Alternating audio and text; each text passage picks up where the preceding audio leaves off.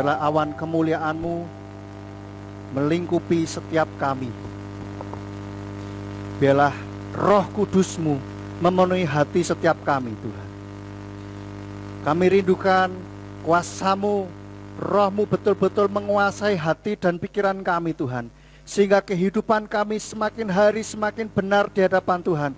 Kehidupan kami semakin hari semakin menyenangkan hati-Mu ya Bapa. Kami bersyukur Tuhan buat kesempatan pada malam hari ini tentang kehadirat-Mu untuk merayakan hari raya Yom Kippur. Hari raya pendamaian yang sudah Engkau berikan bagi kami. Engkau sudah mendamaikan kami ya Bapa. Terima kasih Tuhan, terima kasih.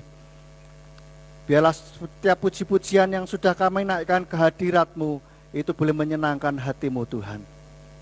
Dan tiba saatnya untuk kami boleh mendengarkan firman-Mu. Kiranya Tuhan urapi hamba-Mu dan urapi setiap kami yang mendengarkan. Biarlah firman ini boleh betul-betul menguatkan setiap kami, membuat hidup kami semakin hari semakin benar di hadapan-Mu ya Bapa. Jika ada kuasa kegelapan yang berusaha untuk mengacaukan alam pikiran kami dari firman Tuhan, membuat peralatan yang kami pakai tidak berfungsi dengan normal, kami perintahkan untuk keluar di dalam nama Yeshua HaMashiach. Biarlah kuasa-Mu melingkupi setiap kami dan setiap peralatan yang kami pakai pada malam hari ini ya Bapa. Terima kasih Tuhan, terima kasih. Dan biarlah Tuhan terus berbicara melalui setiap firman yang didengarkan melalui hamba-Mu ya Bapa. Sembunyikan hamba-Mu di balik kemuliaan nama-Mu, biarlah hanya dan dimuliakan. Terima kasih Bapak Yahweh, hanya di dalam nama Yeshua HaMashiach kami berdoa, haleluya, amin. Silakan duduk Bapak Ibu Saudara, shalom. Ya, Bapak Ibu Saudara, pada malam hari ini Bapak dan Ibu Gembala Didi Mami sedang pelayanan di Purwodadi lagi Bapak Ibu Saudara. Jadi Bapak Ibu Gembala tidak bisa bersama-sama dengan kita pada malam hari ini. Baik Bapak Ibu Saudara, sebelumnya saya ucapkan selamat Hari Raya Yom Kippur. Selamat Hari Raya Pendamaian. Biarlah di hari pendamaian ini kita boleh semakin hari semakin mengerti apa yang menjadi kehendak Tuhan di dalam kehidupan kita. Amin. Haleluya. Bapak Ibu Saudara, saya mau ajak kita semuanya untuk kita melihat terlebih dahulu apa atau bagaimana awalnya Tuhan memerintahkan untuk kita merayakan Hari Raya Yom Kippur. Untuk saudara yang sudah pernah merayakan Hari Raya Yom Kippur, ya pasti tahu ya. Atau mungkin kalau lupa ya saya ingatkan kembali begitu ya. Kalau yang baru pertama, Yom Kippur itu apa toh? Apa sih Yom Kippur itu? Pokoknya ada ibadah ya wis, aku ikut saja. Artinya apa? Enggak tahu, pokoknya ikut aja lah. Nah, maka kita saat ini lihat dulu awal mula sejarah dari Bapak Yahweh memerintahkannya. Nah, pertama kali perintah untuk merayakan Yom Kippur itu ada di dalam Imamat pasalnya yang ke-16 ayatnya yang ke-29. Mari kita buka dalam Imamat pasal 16 ayat yang ke-29. Dikatakan, dan bagimu hal ini harus menjadi suatu ketetapan selamanya. Pada bulan ke-7, pada hari ke-10 dalam bulan itu, kamu harus merendahkan jiwamu dan kamu tidak boleh melakukan segala pekerjaan, baik penduduk asli maupun pengembara yang menumpang di tengah-tengahmu. Ini awal mula ayat yang mencatat perintah untuk kita merayakan Yom Kippur Bapak Ibu Saudara. Nah, lalu perintah ini diulang kembali di dalam pasal 23 ayat 27 sampai 28. Imamat 23 ayat 27 sampai 28 saya bacakan. Demikian pula pada tanggal 10 pada bulan ke-7 itulah hari penebusan. Itu harus menjadi pertemuan kudus bagimu dan kamu harus merendahkan dirimu dan mempersembahkan persembahan api-apian kepada Bapa Yahweh. Dan kamu tidak boleh melakukan pekerjaan apapun pada hari itu. Sebab itulah hari penebusan untuk mengadakan penebusan bagimu di hadapan Yahweh Elohimu. Jadi dari dua ayat ini Bapak Ibu Saudara kita sudah jelas bahwa pada tanggal 10 bulan itu, bulan ke-7, yaitu bulan Tisri. Ya, sekarang kita sudah masuk bulan Tisri Bapak Ibu Saudara. Kita merayakan hari raya Yom Kippur, hari raya pendamaian. Nah, sejarahnya bagaimana? Apakah ujuk-ujuk tiba-tiba begitu? Ada sedikit sejarah yang melatar belakangi Yom Kippur ini Bapak Ibu Saudara. Orang Israel percaya bahwa pada waktu sebulan setelah mereka keluar dari tanah Mesir, ya, mereka ini kan sudah di padang gurun, ya.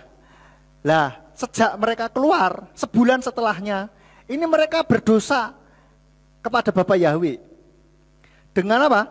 Dengan membuat patung lembu emas, ya, yang akhirnya mereka buat sendiri dan mereka ini terus menyembah patung itu gitu. Nah, setelah itu kita lihat ceritanya bahwa Bapa Yahweh marah dan Musa juga marah. Sehingga dua loh batu yang sudah Musa bawa dari Sinai, Gunung Sinai, ditulis oleh Bapa Yahweh, itu dipecahin gitu sama si Musa. Itu sejarahnya. Nah, lalu Musa ini nego sama Tuhan juga. Tuhan ampunilah gitu kan. Singkat cerita Tuhan mengampuni perbuatan bangsa Israel ini.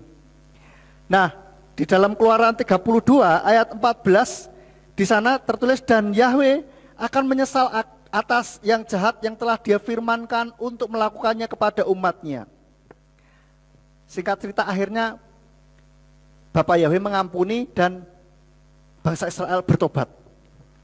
Dan menurut sejarah juga hari itu terjadinya adalah tahun 2448 sejak penciptaan, atau tahun 1313 sebelum Masehi. 1313 sebelum Masehi. Ya, pada waktu itu mereka berbuat dosa pada waktu itu. Ini untuk pengetahuan saja. Paling enggak, oh gitu ya. Ya, saya juga ketika menyiapkan firman ini juga saya merasa baru tahu. Oh, gitu ya. Nah, akhirnya Bapak Yahweh mengampuni ya. Sehingga itu adalah peristiwa bersejarah. Jadi Musa pas turun marah-marah itu, dua loh batu dipecahkan itu pas tanggal 10 bulan 7. Tanggal 10 Tisri. Menurut sejarah katanya begitu. Nah, Yom Kippur atau hari raya pendamaian atau bahasa Inggrisnya the day of atonement, itu hari penebusan.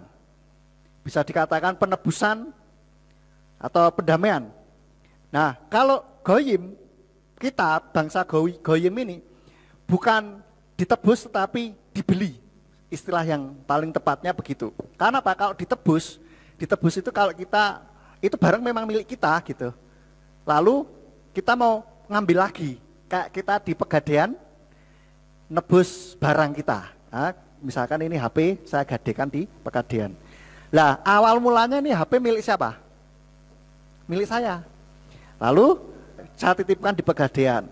Saya mau ambil lagi, saya harus menebus gitu, bukan membeli. Kalau membeli itu kan tadinya bukan milik kita.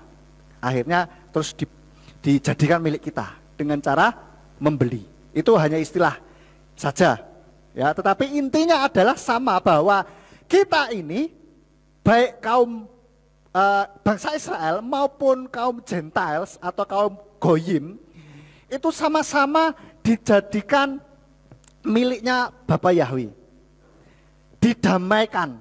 Yang tadinya hubungannya itu rusak dengan Tuhan ini didamaikan. Ya, sejarahnya ini tadi kan bangsa Israel itu berbuat dosa. Terus Bapak Yahweh mengampuni. Bayangkan saudara, baru sebulan habis ditolong. Ya. Baru sebulan habis keluar dari tanah Mesir, lah kok sudah berbuat dosa. Sudah istilahnya sudah selingkuh gitu ya. Selingkuh rohani gitu. Tidak lagi setia kepada Bapak Yahweh, tetapi malah bikin patung lembu emas. Dan pada waktu itu Harun bilang, inilah Yahweh yang telah membawa engkau keluar dari tanah Mesir. Jadi patung lembu emas itu dinamai Yahweh, disebut Yahweh gitu. Namanya sama, cuman pribadinya berbeda. Maka dari itulah ada orang yang belum kenal nama Bapak Yahweh, belum menerima nama Bapak Yahweh, mereka berargumen, loh Yahweh itu dulu kan merupakan nama dewa. Loh iya, karena ada dewa terus diberi namanya Yahweh gitu loh. Tetapi pribadinya beda. Nah, ini sejarahnya. Tetapi kita saat ini mau lihat lebih dalam lagi. Bahwa hari raya Yom Kippur ini adalah hari raya yang merupakan, kalau bagi bangsa Israel adalah hari raya yang paling suci. Hari raya yang betul-betul spesial di antara hari raya yang lain. Karena apa? Pada hari raya penebusan Yom Kippur ini, imam besar itu masuk ke dalam ruang Maha Kudus. Sekali setahun, ya pada saat hari raya Yom Kippur ini. Dan pada saat itulah mereka boleh atau berani menyebut nama Yahweh. Tetapi hanya imam besar saja, dan itu pun di bait suci. Di luar nggak boleh. Itu ada aturannya seperti itu.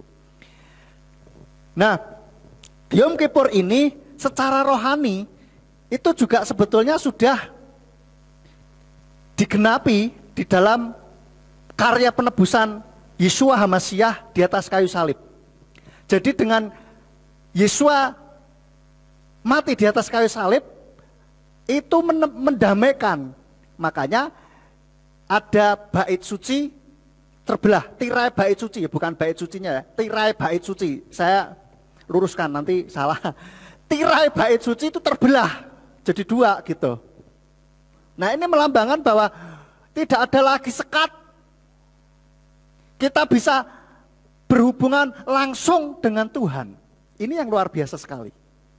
Mana ada Tuhan bisa langsung dihubungi oleh umatnya. Hanya di tempat kita ini. Hanya Bapa Yahweh yang kita sembah di dalam nama Yeshua HaMasyiah. Amin Bapak Ibu Saudara. Nah, secara fisik itu akan digenapi pada kerajaan 1000 tahun damai. Jadi pada waktu hari raya Yom Teruah kemarin saya bilang pendamaian ini belum digenapi, itu secara fisik. Secara fisik nanti prediksi ya, ini kembali prediksi pribadi ya. Nanti kalau nggak dibeginikan, dipikirnya, oh berarti GPF sudah kebenaran mengajarkan pasti begini. Tapi kalau ini menurut saya ya, jadi pada hari raya pendamaian ini akan digenapi secara fisik, yaitu pada saat kerajaan 1000 tahun damai. Tetapi secara rohani, secara spiritual, ini kita sudah didamaikan oleh Tuhan melalui karya Tuhan Yesus yang wafat di atas kayu salib. Sampai di sini paham Bapak Ibu Saudara? Baik, luar biasa sekali. Nah, sekarang kita masuk lebih dalam lagi makna dari Yom Kippur bagi kita saat ini. Nah, Yom Kippur maknanya bagi kita adalah mengingatkan kita betapa Bapa Yahweh sangat mengasihi kita. Karena apa? Inisiatif pendamaian itu berasal dari Tuhan sendiri. Kita buka ayatnya di dalam Roma pasal yang kelima ayat 6 sampai 11. Kita buka Roma 5 ayat 6 sampai yang ke-11. Sebab ketika kita masih lemah, HaMasyiah telah mati ganti orang-orang durhaka. menurut saatnya. Sebab tidak mudah seseorang mau mati ganti orang benar. Karena boleh jadi ganti orang baik, seseorang bahkan berani mati. Namun Elohim menunjukkan kasih-Nya sendiri kepada kita, bahwa ketika kita masih berdosa, Hamasiah sudah mati ganti kita. Kemudian terlebih lagi sekarang, sesudah dibenarkan oleh darah-Nya, kita akan diselamatkan olehnya dari murka. Sebab tatkala masih menjadi musuh, kita sudah diperdamaikan dengan Elohim melalui kematian putranya. Terlebih lagi, sesudah diperdamaikan, kita akan diselamatkan oleh hidupnya. Dan bukan hanya itu, tetapi juga dengan bermegah di dalam Elohim melalui Tuhan kita Yeshua Hamasiah. Sebab melalui Dia kita sekarang menerima pendamaian itu. Ini sesuatu hal yang luar biasa sekali Bapak Ibu Saudara. Ketika saya membaca ini, wah, saya teringat, memang betul ya, Tuhan itu betapa mengasihi manusia umat ciptaannya. Apalagi umat yang sungguh-sungguh mencari Dia. Umat yang beriman kepada Bapa Yahweh di dalam nama Yeshua Hamasiah. Dia rela wafat bagi setiap kita. Bahkan ketika kita masih menjadi musuh.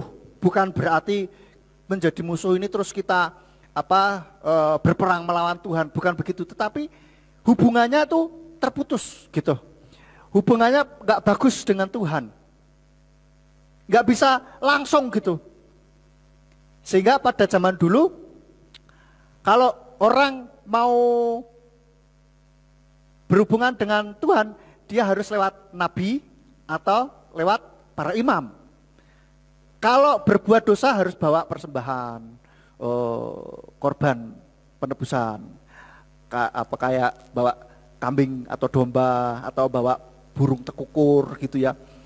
Kalau sekarang tidak, karena apa? Kita sudah diperdamaikan dengan Tuhan melalui karya penyaliban Tuhan Yesus di atas kayu salib yang telah menebus kita. Ya, sudah membeli kita dengan darah yang mahal. Jadi akhirnya kita bisa dekat dengan Tuhan lagi. Ini sesuatu hal yang luar biasa kalau kita renungkan Bapak Ibu Saudara. Betapa Tuhan mengasihi kita sampai sebegitunya. Kita kalau sedang bermusuhan dengan orang atau mungkin lagi nggak enakan, apakah kita mau datengin duluan? Rasanya males Bapak Ibu Saudara. Betul? Dulu saya ingat pas masih kecil jotaan. Jotaan itu bahasa Indonesianya apa ya? Hah? Bertengkar. Ngambek. Sama temennya. Ya, dulu. Ayo, enggak boleh gitu, salaman dulu. Enggak mau. Terus ayo salaman terus. Nah, inisiatif tapi itu bukan dari saya. Inisiatif dari orang yang lebih dewasa. Tetapi memang kalau bukan Tuhan sendiri yang berinisiatif, terus siapa yang mendamaikan? Oh, enggak ada pribadi lain yang lebih berotoritas dari Tuhan kita. Amin. Maka ketika saya membaca ini, terharu saya. Ketika kita penuh dengan dosa, ketika kita tidak lagi mempedulikan firman Tuhan, menyakiti hati Tuhan, tetapi malah Tuhan yang datang untuk memulihkan hubungan antara Tuhan dengan kita. Sejauh yang saya lihat, yang saya baca, yang saya tahu, tidak pernah ada Tuhan yang melakukan sedemikian luar biasa kasih-Nya kepada umat-Nya. Makanya kalau orang berpikir bahwa Bapak Yahweh itu kejam, jahat, salah, berarti caranya baca firman Tuhan salah. Pola pikirnya belum pas ya, enggak akurat gitu.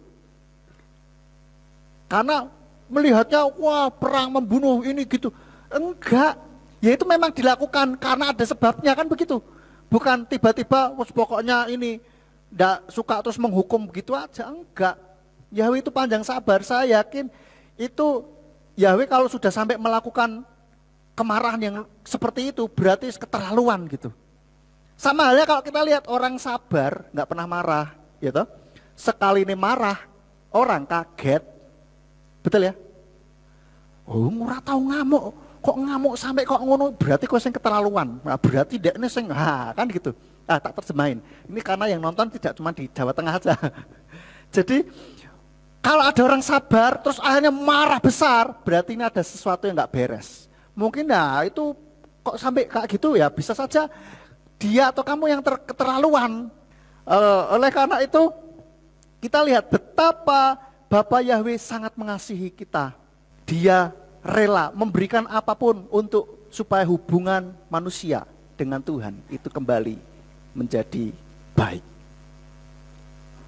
Kalau kita renungkan hal ini saudara, betul-betul mengharukan kasih Tuhan sama kita.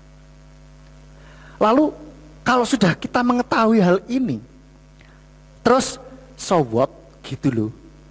Apa yang harus kita lakukan? Apakah kita hanya, oh ya Tuhan terima kasih Engkau sudah berinisiatif memulihkan hubungan kita.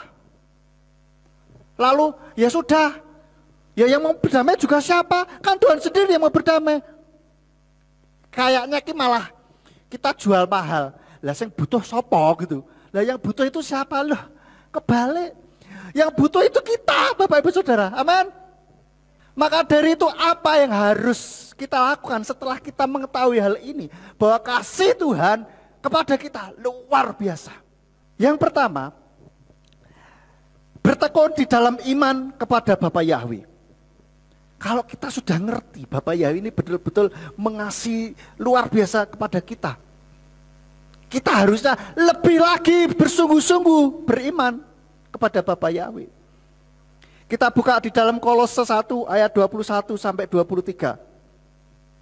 Kolose 1 ayat 21 sampai 23, juga kamu yang dahulu terasing dan musuh dalam pikiran, dalam perbuatan-perbuatan jahat, namun sekarang dia telah memperdamaikan dalam tubuh jasmaninya melalui kematian, untuk menampilkan kamu kudus dan tiada cela, bahkan tanpa cacat di hadapannya, jika sungguh kamu bertekun dalam iman.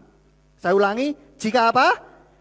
Jika sungguh kamu bertekun dalam iman, dengan dikukuhkan dan teguh, serta tidak tergeserkan dari pengharapan Injil yang telah kamu dengar, yang telah diberitakan ke seluruh ciptaan di kolong langit, yang olehnya aku, Paulus, sang pelayan, telah dijadikan.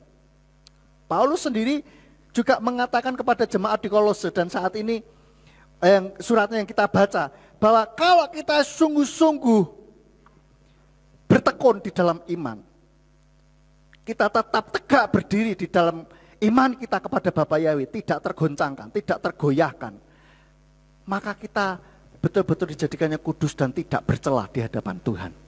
Jadi jangan pernah lagi khawatir, bingung, bimbang. Wah, benar apa enggak ya? Benar saudara, Bapa Yahweh adalah Tuhan yang benar.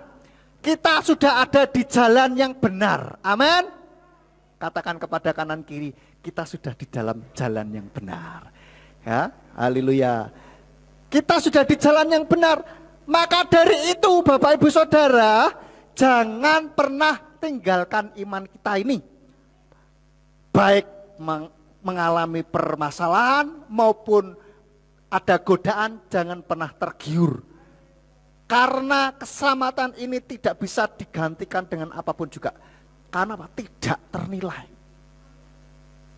Banyak orang mencari jalan menuju ke surga supaya bisa masuk surga. Bahkan mereka melakukan banyak hal, ritual-ritual yang melelahkan. Atau bahkan mereka rela ngebom, rela membunuh sesamanya hanya karena supaya mereka mengejar surga.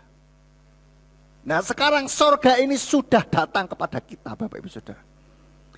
Ingat doa Bapa kami yang di surga, dikuduskanlah namamu, datanglah kerajaanmu. di bumi seperti jadilah kehendakmu di bumi seperti di surga.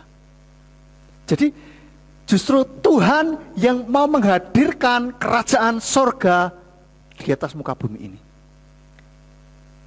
Dan kita dengan iman menerima kerajaan itu.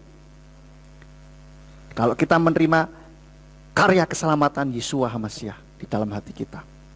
Lalu yang kedua, apa yang harus kita lakukan kalau kita sudah tahu bahwa Bapa Yahweh begitu mengasihi kita? Yang kedua, kita juga membawa damai dong bagi yang lain.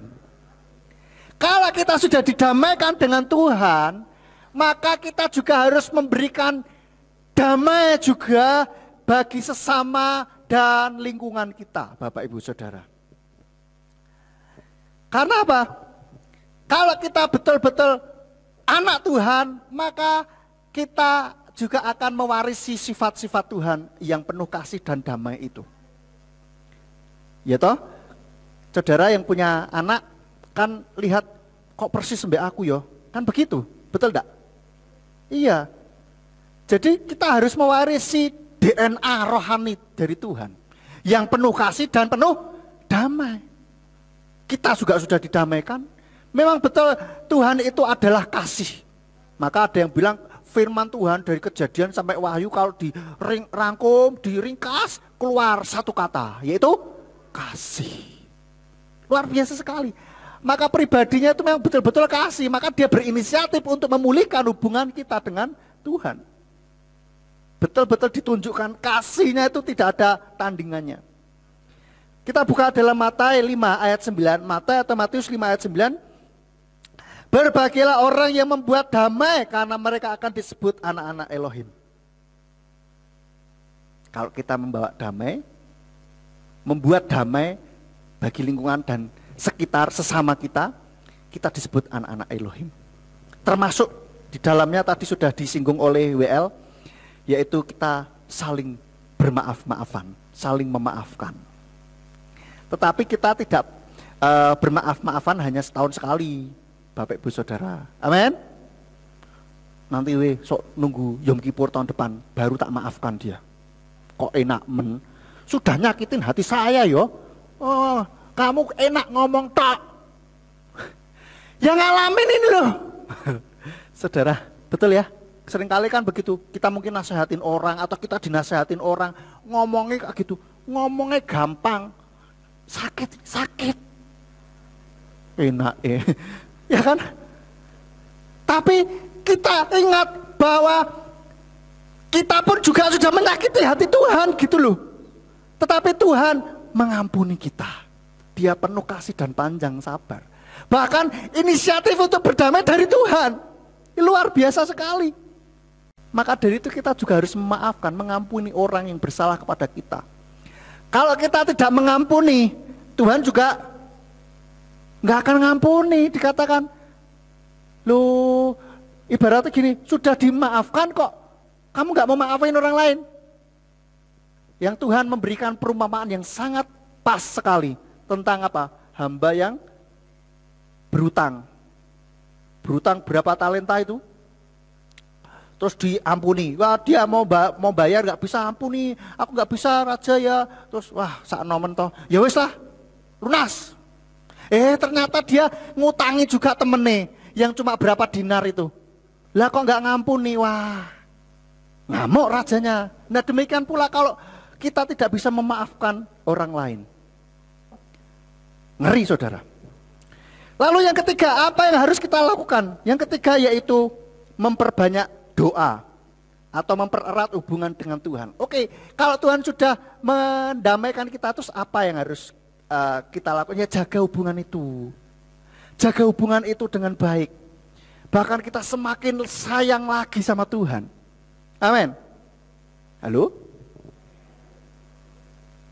Ngantuk atau bagaimana? Atau ketegangan lihat saya ngomong saudara? Domblong. Oke, jadi kita harus makin sayang lagi gitu loh. Siapa yang dulu pacaran pernah berantem sama pacarnya? Pernah? Pernah. Atau sama, enggak usah sama pacarnya, kalau sekarang sudah berumah tangga ya, pernah berantem sama istri atau suaminya? Pernah.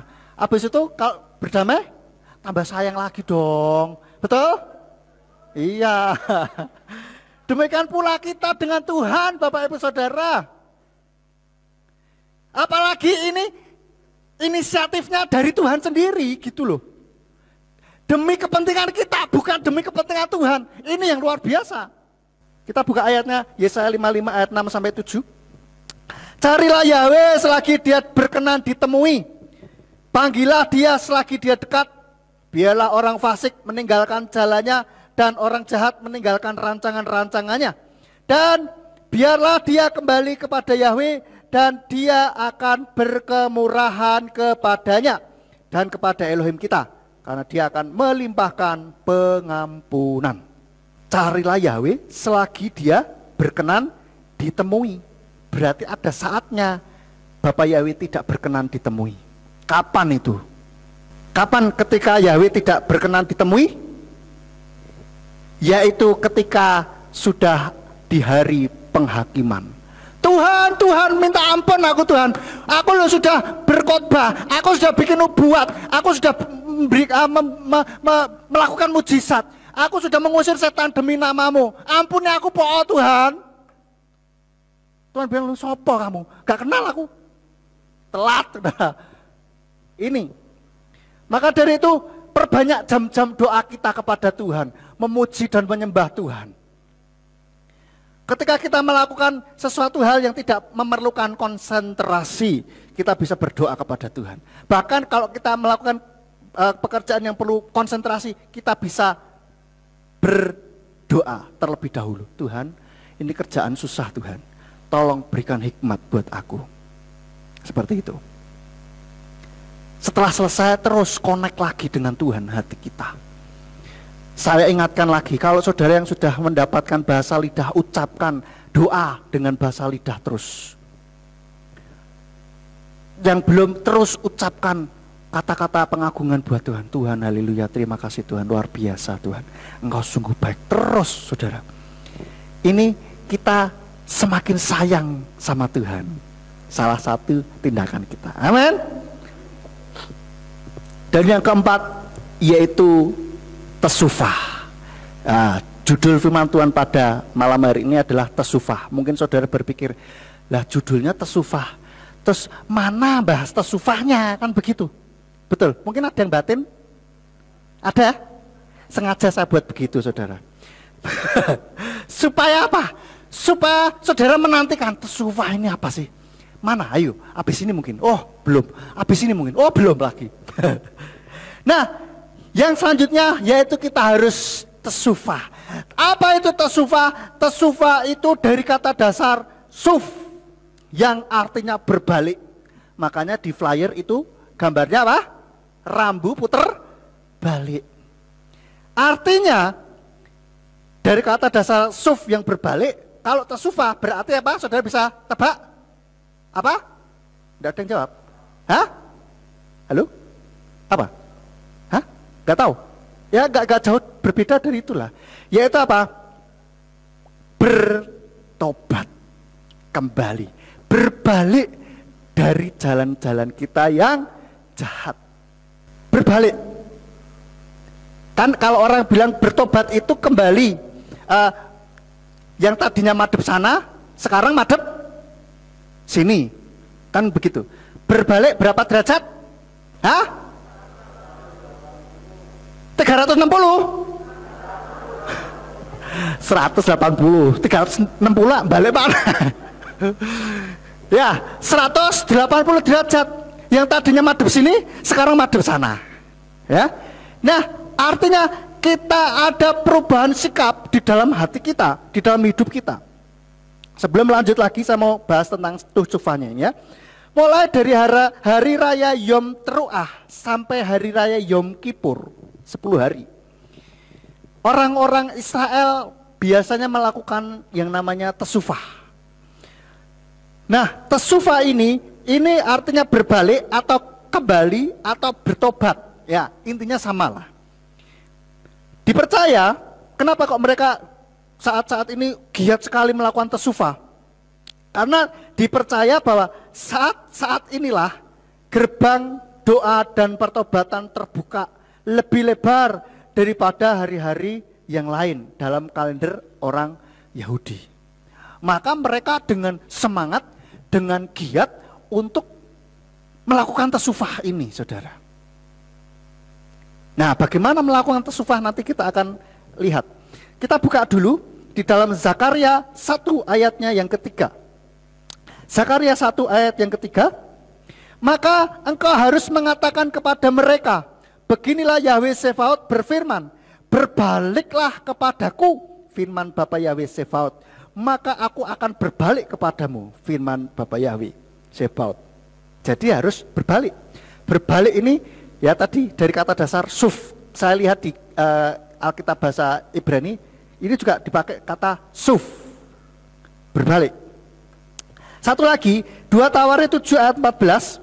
Dan umatku yang atasnya namaku disebut merendahkan diri, berdoa dan mencari wajahku, serta berbalik dari jalan-jalannya yang jahat. Maka aku akan mendengar dari surga dan akan mengampuni dosa mereka, serta memulihkan negeri mereka. Jadi tasufah ini kita berbalik. Dan ada janji Tuhan, ketika kita merendahkan diri, berdoa, mencari wajah Tuhan, lalu kita berbalik, tasufah, maka Tuhan akan memulihkan keadaan negeri kita. Tidak hanya negeri kita, tetapi kehidupan pribadi, lepas pribadi kita. Amin. Ini janji Tuhan. Maka dari itu mari kita melakukan tasufah dengan lebih sungguh lagi. Nah, bagaimana melakukan tasufah? Ada 3 komponen dalam tasufah ini, Bapak Ibu Saudara. Ada 3 bagian yang penting di dalam tasufah ini. Yang pertama, termasuk yang harus kita lakukan. Yang pertama yaitu mengaku dosa. Mengaku bahwa kita ini salah. Ya Tuhan, ampuni aku berdosa, aku salah. Harus diucapkan itu. Ini frase yang mudah dibaca, tetapi sulit diucapkan. Kalau kita berbuat salah sama orang, kadang-kala susah ya ngomong, maaf ya, aku salah. Kita biasanya cari pembenaran dulu, betul? Lawong kamu begini begitu, lawong dia begini begitu. Makanya jangan gitu, makanya kan aku jadi gini. Nah, tidak minta maaf, tapi cari pembenaran. Yang namanya ini tasufah, ini mengaku dosa. Yes, saya salah. Begitu, enggak pakai embel-embel. Soalnya, no, ya saya salah. Enggak berdalih, bagaimana, sudah ngakui, ya saya salah. Ini tasufah. Mengaku dosa. Maka dari itu, nanti kita bisa melakukan hal ini di rumah kita masing-masing ya. Kita bisa berdoa kepada Tuhan. Ingat apa dosa-dosa apa yang sudah kita lakukan, kita akui di hadapan Tuhan. Nggak usah kasih alasan dan tidak usah cari pembenaran. Ya, ketika diingatkan, oh kemarin ngapusi be orang itu. Lah yo aku takut Tuhan, makanya harus ndak gitu piye gini ya. Nggak usah. Lawong nggak usah. Langsung iya. Saya salah. Sudah diucapkan. Ya Tuhan, aku salah. Diingatkan lagi. Ya Tuhan, aku salah. Percuma juga kita berdebat sama Tuhan, tidak akan menang kok. Betul? Maka tidak usah kasih alasan. Ya sudah ngaku iya salah gitu. Tapi bukan berarti terus dengan terpaksa ya. Ya Tuhan, ya wes aku salah. Ya wes, salah. Bukan begitu. Mengakui dengan sadar, tidak terpaksa. Kadang-kala kan timbangannya ribut, ya wes aku salah. Enggak, bukan seperti itu. Tetapi dengan sadar benar-benar, ya Tuhan, aku salah Tuhan. Penuh kekurangan aku Tuhan. Salah Tuhan. Ya diingetin, wah kamu sombong waktu itu. Waduh, iya Tuhan. Saya salah Tuhan. Gitu saudara. Yang kedua, dalam tasufah penyesalan atas perbuatan salah itu. Harus ada penyesalan. Ada orang yang dengan mudah memang ngomong, ya saya salah, tapi tidak ada penyesalan. Bisa dibalik di mana, betul Pak? Kalau di pengadilan atau pas di mana kantor polisi, tersangka di interogasi, terbukti salah, dia ngaku salah, bisa ngaku salah karena bukti-bukti sudah kuat. Adakah penyesalan? Belum tentu. Ada orang yang pernah saya baca, kalau tidak salah ingat, itu membunuh orang gitu karena sakit hati gitu. Sakit hati membunuh. Dia ngaku, berarti dia ngaku salah toh? Ngaku salah. Tapi dia bilang tidak menyesal. Puas. Loh piye toh? Ngaku salah, iya aku salah memang. Aku mateni dek niki salah. Aku bunuh dia itu memang salah. Tapi aku puas. Enggak menyesal. Enggak. Waduh. Ini bukan tesufah, saudara. Tesufah itu kita betul-betul menyesal. Ya Tuhan, kenapa ya aku kok bisa melakukan itu ya? Menyesal. Aku tidak mau lakukan itu lagi. Ada penyesalan di dalam batin kita. Jadi nanti ketika ngomong sama Tuhan, ya Tuhan, aku salah. Itu dengan sikap hati yang penuh penyesalan, Bapak Ibu Saudara. Amin. Paham Bapak Ibu Saudara ya? Yang pertama, apa tadi? Halo? Mengaku dosa. Yang kedua, menyesal. Dan yang ketiga, ada keputusan untuk berubah. Kita mengambil keputusan untuk berubah, untuk kita lebih baik lagi, untuk kita melakukan sesuatu yang menyenangkan hati Tuhan. Tidak lagi melakukan sesuatu yang mendukakan hati Tuhan. Ini tesufah, saudara. Dan tesufah ini dilakukan harus dengan sukacita, bukan karena terpaksa. Loh, kenapa kok harus dengan sukacita? Loh, bukannya kalau menyesal itu ya tidak ada sukacita di sana. Maksudnya begini, ketika kita melakukan tesufah, tiga hal ini, mau melakukan tesufah, kita harus ada sebuah rasa sukarela dan kita senang melakukan itu. Karena apa? Kita melihat ini merupakan kesempatan untuk keluar dari lumpur dosa menuju hubungan yang murni dengan Tuhan, menuju ke hubungan yang semula, yang baik dengan Tuhan. Karena setelah kita melakukan tesufah, maka hubungan kita dengan Tuhan jadi akrab lagi, jadi intim lagi, gitu Bapak Ibu Saudara. Jadi melakukan tesufah ini dengan sukacita.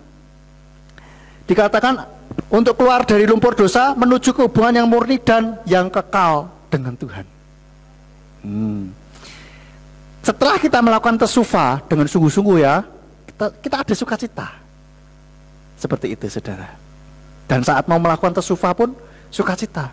Nah kalau pas tesufah diingatkan, waduh, ya kita penuh penyesalan, bukan sukacita. Oh iya aku, waduh, kemarin itu ya aku ngapusi, seneng aku wah dia malah jadi kecilek, wah jadi kita, wah ini jadi apa ya, wah bahagia gitu. Bukan seperti itu. Tetapi kita betul-betul menyesal. Ada perasaan, aduh iya kenapa aku begitu. Tuhan ya Tuhan, aku salah Tuhan. Ya seperti itu. Paham sampai sini Bapak Ibu Saudara?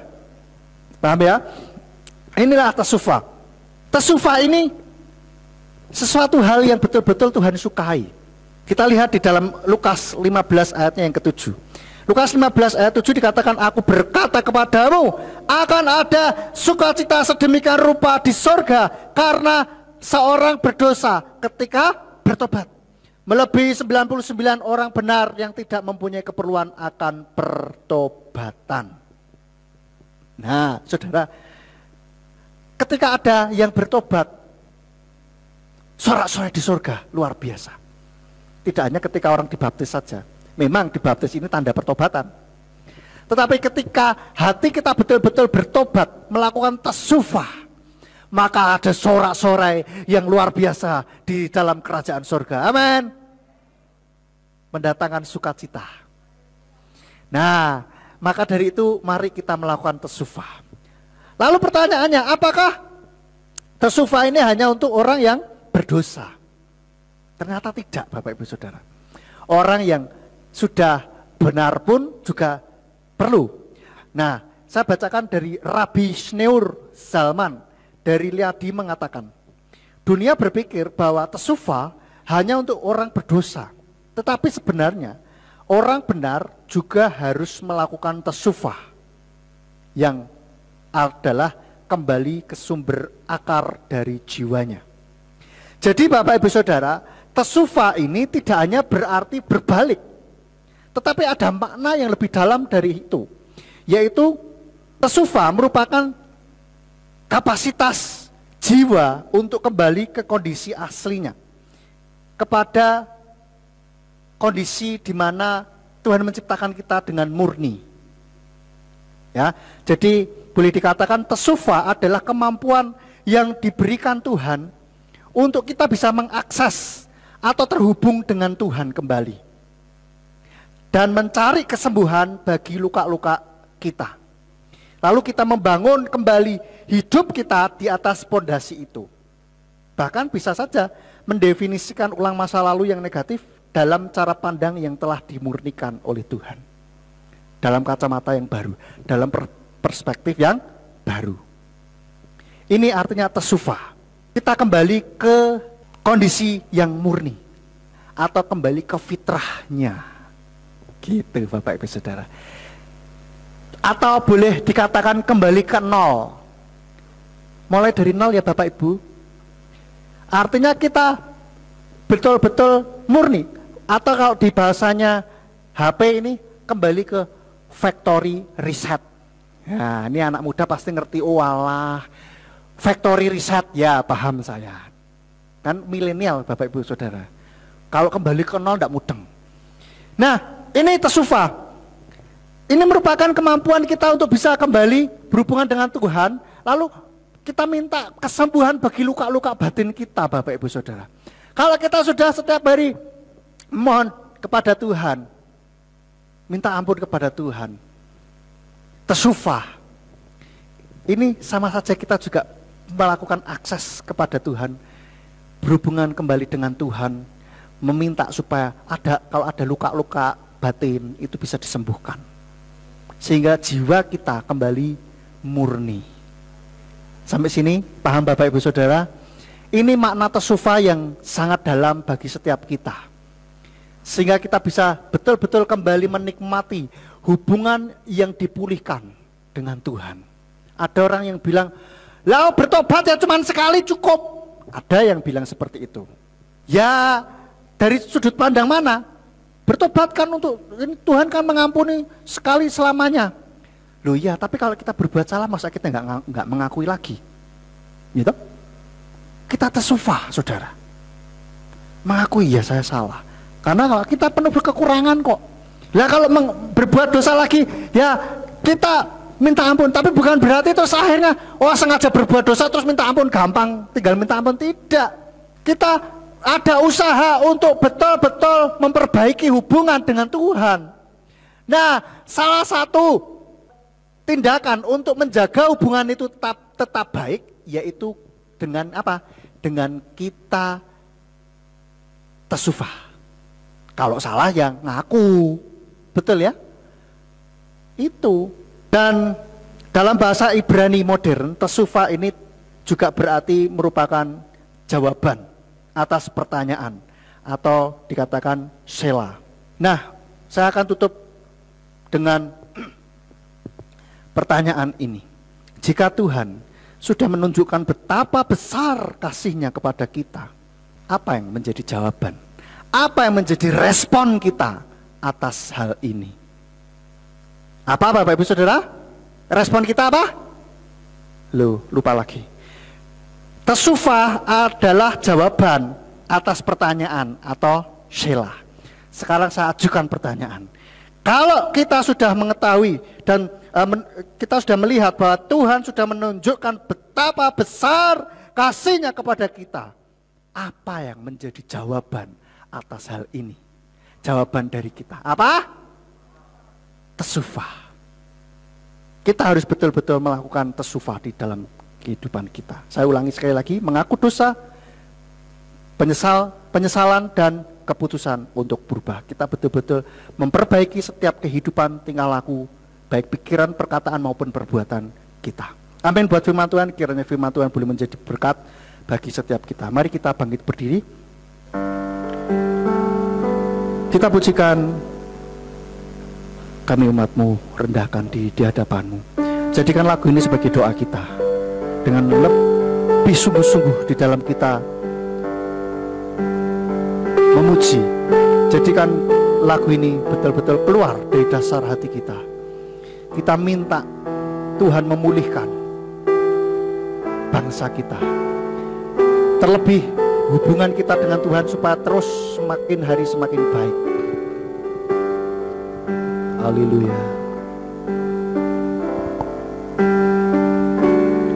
Kami umat-Mu rendahkan diri, sujud dan berdoa. Saudara, bebaskan rohmu, saudara. Engkau yang mau duduk, engkau yang mau berlutut, engkau yang mau berdiri, engkau yang mau angkat tangan, silakan. Haleluya. Oleh anugerah-Mu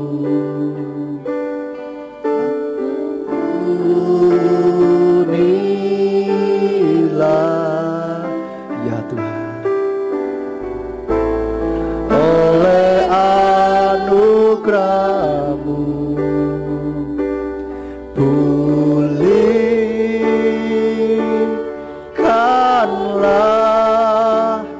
Tuhan, pulihkan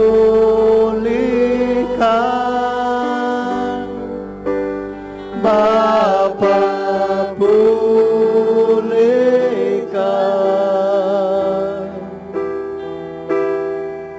kembalikan bangsa kami kepadamu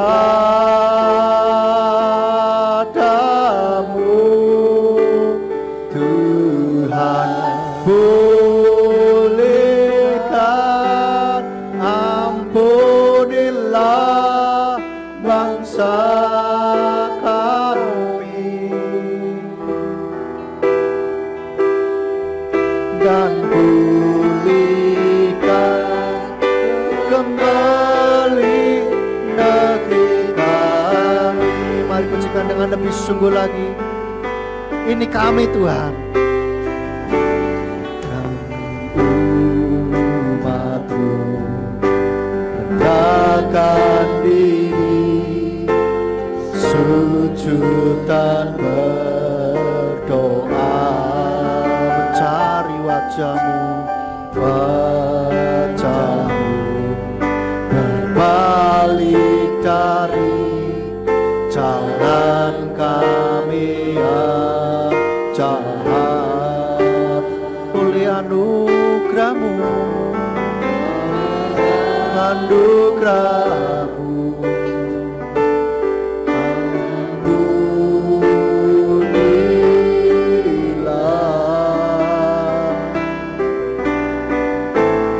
Oleh anugerah-Mu pulihkanlah. Mari kita serukan, pulihkan Bapa, pulihkan,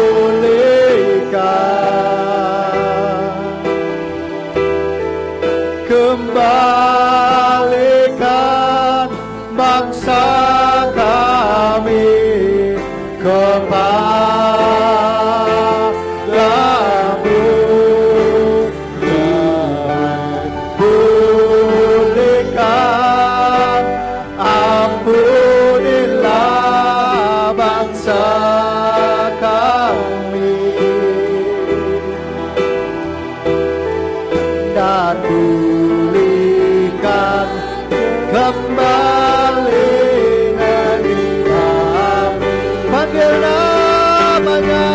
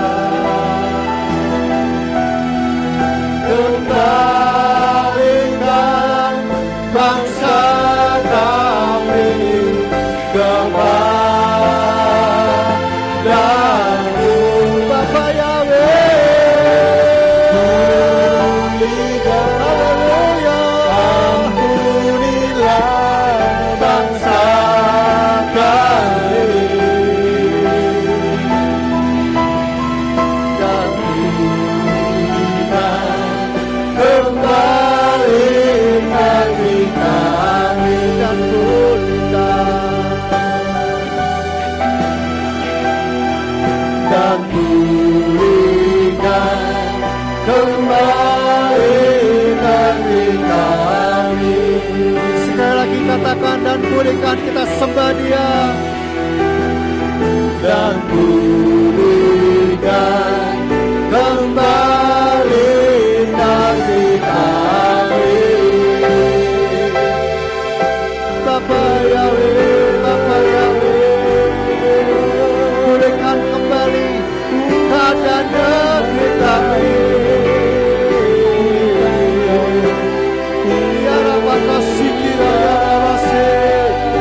Terima kasih buat karyamu, terima kasih buat perdamaianmu.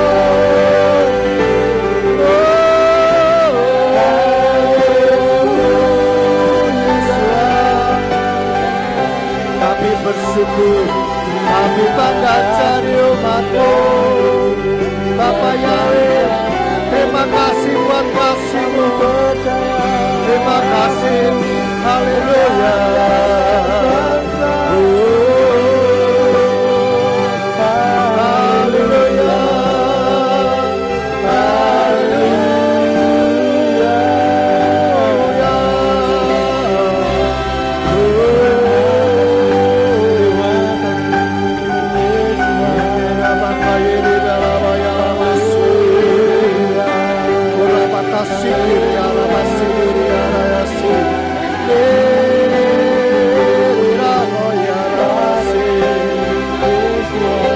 Kami mengucap syukur buat kasih-Mu.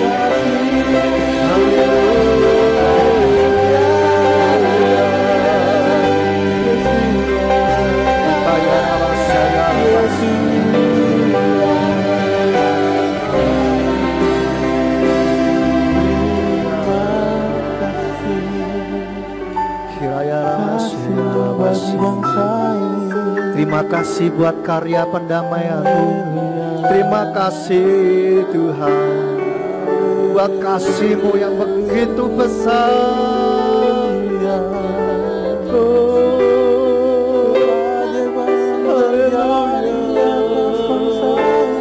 Mari sembah Dia dengan lembut, saudara.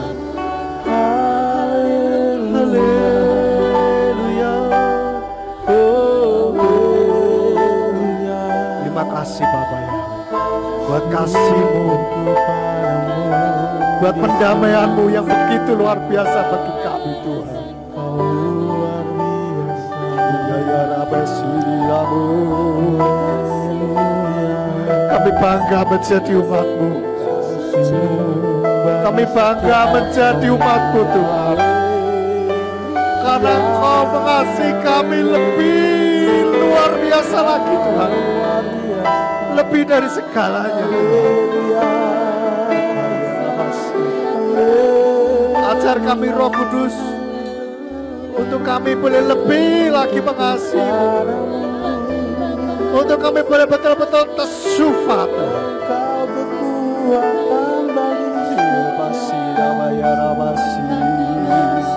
Haleluya, haleluya. Saudara rasakan kasih-Nya. Rasakan kasih-Nya yang begitu luar biasa bagi kita.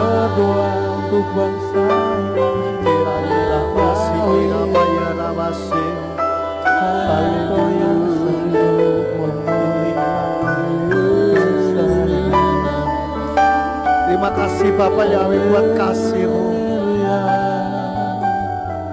Haleluya. Terima kasih Tuhan. Terima kasih Tuhan, kasih-Mu begitu besar bagi kami.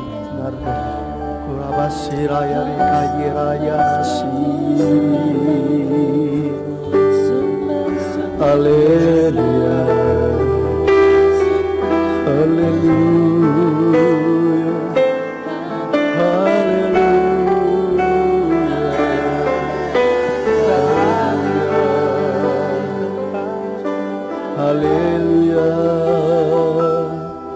haleluya, haleluya,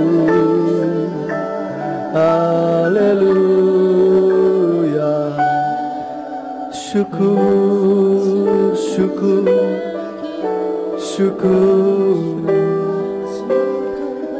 Kami minta ampun di hadapan-Mu Tuhan atas setiap dosa yang kami lakukan. Ampuni kami Tuhan.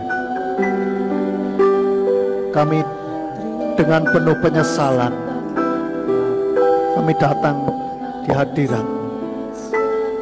dan kami mau berkomitmen Tuhan untuk hidup kami berbalik. Hidup kami semakin menyenangkan hati-Mu ya Bapa. Kami percaya ketika hubungan kami dengan Engkau dipulihkan, maka ada sebuah perubahan di dalam setiap hidup kami. Yang sakit disembuhkan, yang lemah dikuatkan, yang putus asa Tuhan memberikan harapan, yang penuh kebimbangan Tuhan memberikan ketetapan hati buat kami.